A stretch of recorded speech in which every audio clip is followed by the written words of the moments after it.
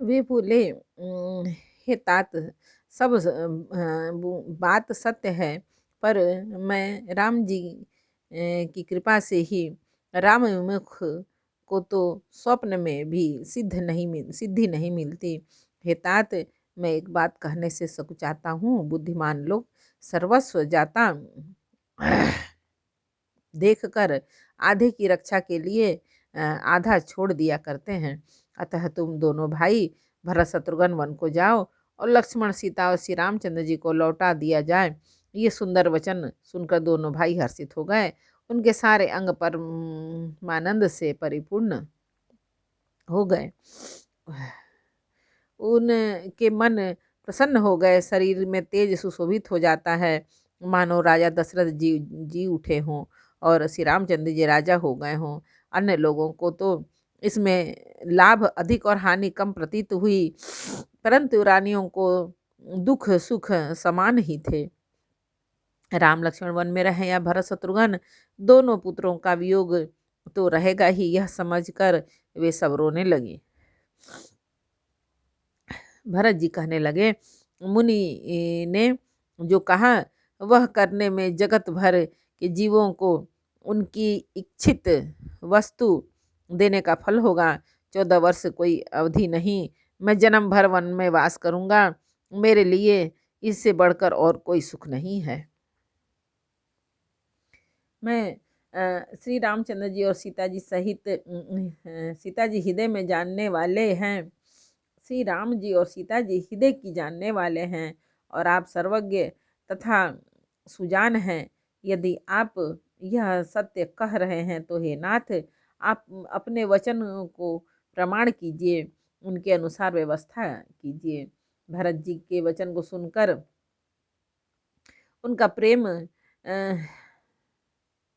देखकर सारी सभा सहित मुनि वशिष्ठ जी विदेह हो गए। किसी को अपनी देह की सुधि न रही। भरत जी की महान महिमा समुद्र है। मुनि की बुद्धि उसके तट पर अबला स्त्री के समान खड़ी है। वह उस समुद्र के पार जाना चाहती है। इसके लिए उसके उनके हृदय में उपाय भी ढूंढे, पर उसे पार करने का साधन नाव जहाज या बेड़ा कुछ भी नहीं पाती। भरत जी की बड़ाई और कौन करेगा। तलैया की सीपी में भी कहीं समुद्र समा सकता है।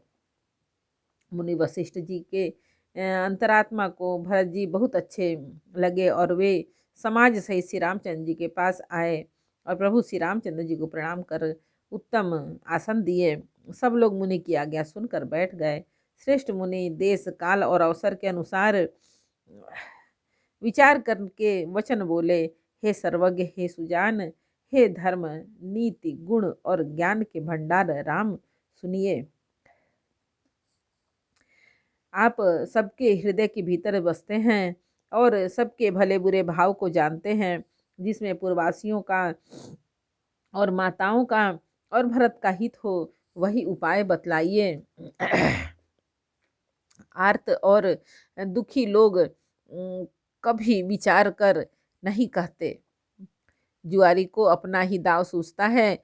मुनि के वचन सुनकर श्री रघुनाथ जी कहने लगे, हे नाथ, उपाय तो आप ही के हाथ है।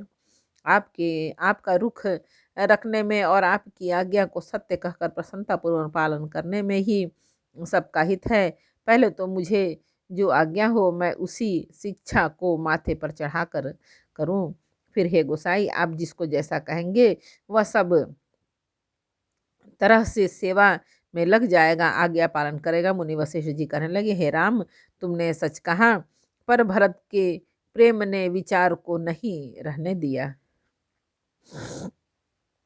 इसलिए मैं बार बार कहता हूँ, मेरी बुद्धि भरत की भक्ति के वश हो गई है। मेरी समझ में तो भरत की रुचि रखकर जो कुछ किया जाए, शिव जी साक्षी हैं, वह सब शुभ ही होगा। पहले भरत जी की विनती आदरपूर्वक सुन लीजिए, फिर उस पर विचार कीजिए। तब साधु मत, लोक मत, राजनीति और वेदों का निचोड़ सार निकालकर वैसा ही उसी अनुसार कीजिए। भरत जी पर गुरु जी का स्नेह देकर श्री रामचंद्र जी के हृदय में विशेष आनंद हुआ। भरत जी को धर्म धुरंधर और तन मन वचन से अपना सेवक जानकर श्री रामचंद्र जी गुरु की आज्ञा के अनुसार मनोहर, कोमल और कल्याण के मूल वचन बोले। हे नाथ, आपकी सौगंध और पिताजी के चरणों की दुहाई, मैं सत्य कहता हूँ कि विश्व भर में भरत के समान भाई कोई हुआ ही नहीं।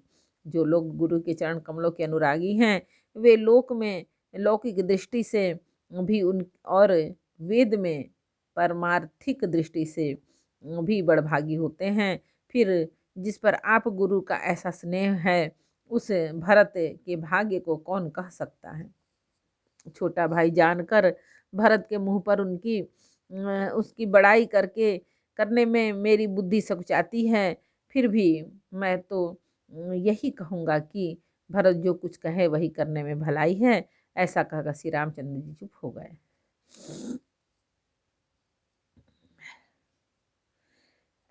तब मुनि भरत जी से बोले, हे तात, सब संकोच त्याग कर कृपा के समुद्र अपने प्यारे भाई से अपने हृदय की बात कहो। मुनि के वचन सुनकर श्री रामचंद्र जी का रुख पाकर गुरु और स्वामी को भरपेट अपने अनुकूल जानकर सारा बोझ अपने ही ऊपर समझकर भरत जी कुछ कह नहीं सकते। वे विचार करने लगे। शरीर से पुलकित होकर वे सभा में खड़े हो गए। कमल के समान नेत्रों में प्रेमाश्रु की बाढ़ आ गई। वे बोले, मेरा कहना तो मुनिनाथ ने ही निबाह दिया। जो कुछ मैं कह सकता था वह उन्होंने कह दिया। इससे अधिक मैं क्या कहूँ। अपने स्वामी का स्वभाव मैं जानता हूँ। वे अपराधी पर भी कभी क्रोध नहीं करते। मुझ पर तो उनकी विशेष कृपा और स्नेह है। मैंने खेल में भी कभी उनकी रिस अप्रसन्नता नहीं देखी। बचपन से ही मैंने उनका साथ नहीं छोड़ा और उन्होंने भी मेरे मन को कभी नहीं तोड़ा। मेरे मन के प्रतिकूल कोई काम नहीं किया। मैंने प्रभु की कृपा की रीति को हृदय में भली भांति देखा, अनुभव किया है। मेरे हारने पर भी खेल में प्रभु मुझे जिता देते रहे हैं। मैंने तो प्रेम और संकोचवश कभी सामने मुंह नहीं खोला। प्रेम के प्यासे मेरे नेत्र आज तक प्रभु के दर्शन से तृप्त नहीं हुए। एक बार बोलो, रामायण मैया की जय। अयोध्या कांड का 5 दोहा समर्पयामि। जय श्री राम। जानकी पौन।